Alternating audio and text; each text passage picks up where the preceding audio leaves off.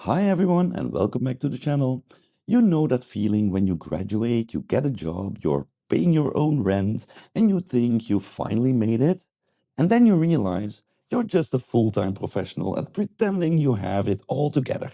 And your soul is slowly withering away like that bag of old vegetables in the back of your fridge. Yeah, me neither.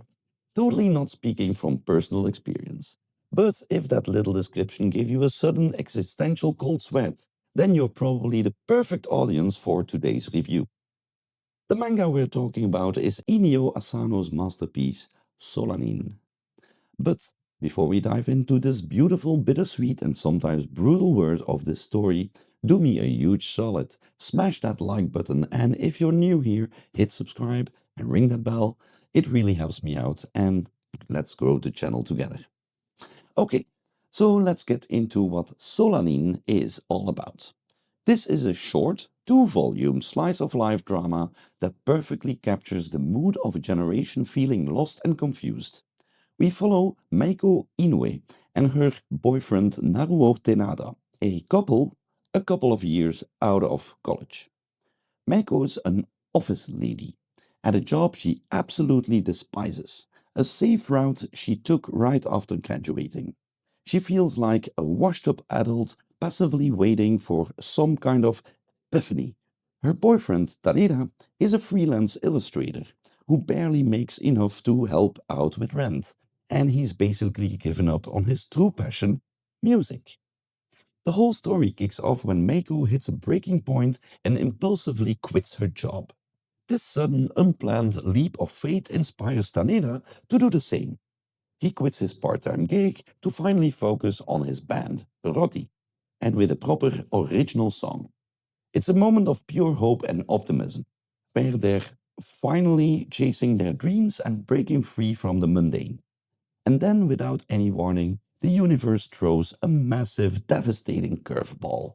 Taneda suddenly disappears and dies in a motorcycle accident. The second half of the manga is a poignant chronicle of Meiko's journey through her profound grief, where she ultimately finds a way to carry on his memory and her life by picking up his guitar and performing his final song. So why is Solanin so critically acclaimed? First and foremost, the relatability is off the charts. This manga perfectly nails the quarter-life crisis.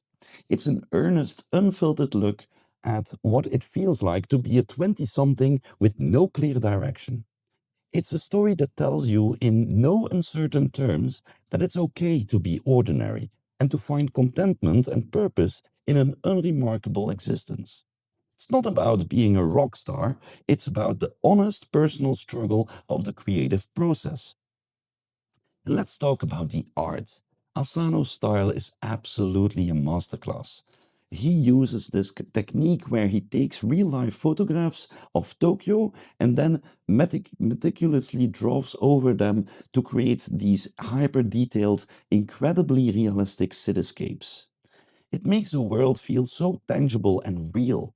But then the characters themselves are drawn in a much simpler, cleaner, more expressive style. This visual contrast is a deliberate choice. It makes the characters look and feel out of sync with their own reality, a physical representation of their alienation, and the feeling that they just blend into the background of Tokyo. It's a genius move. Finally, the emotional honesty is what makes this manga hit so hard. The characters have genuine flaws that are, quite frankly, a little annoying sometimes, but that's what makes them feel so real.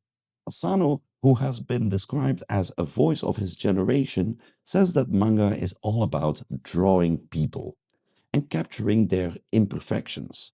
And he absolutely succeeds here. There is no easy, happy ever after or neat moral conclusion. As one reviewer put it starts with questions and it ends with questions, much like actual life. The message is that there are no endings in life, and happiness is found in the fleeting moments of the present.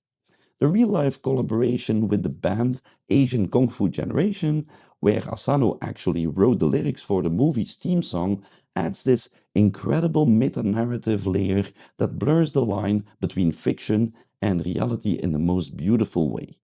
Now, let's get to the parts that might not work for everyone. First up is the pacing. Some readers have described it as slow-paced. And while Asano is a master of building a sense of the mundane, the central plot twist, Taneda's death, strikes with very little warning and lacks emotional build-up. Now, I personally think this is intentional, a way to show that bad things in life often happen for no reason. But if you're looking for a meticulously structured narrative with a big cathartic payoff, this might feel a little jarring.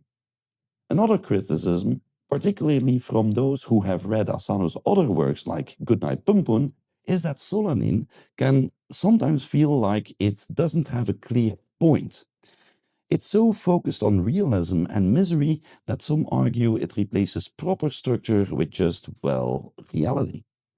While many readers find a deep personal message in the story, this is a valid critique for those who need a more explicit thematic statement from their art. Also, because it's a short, two-volume story, some major events feel a bit rushed, which can make it hard to form a deep emotional connection with the characters despite their relatability. So, who should read Solanin? If you're a young adult or older teenager feeling lost and confused about your place in the world, this manga is an absolute must-read. It's been called the best recommendation for an adult's entry into the manga medium. It's for anyone who feels like they're stuck in a rut or dealing with the anxieties of growing up in a world without a clear, one-dimensional journey for success.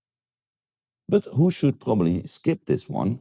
If you're looking for a light, feel-good fantasy or a traditional action-packed shonen manga with a definitive happy ending, Solanin is not for you.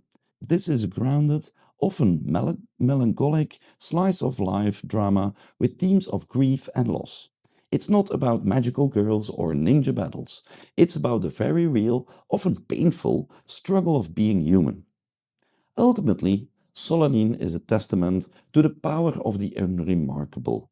It's not a masterpiece because of a grand epic plot, but because it finds profound meaning in the everyday struggles and quiet moments of joy.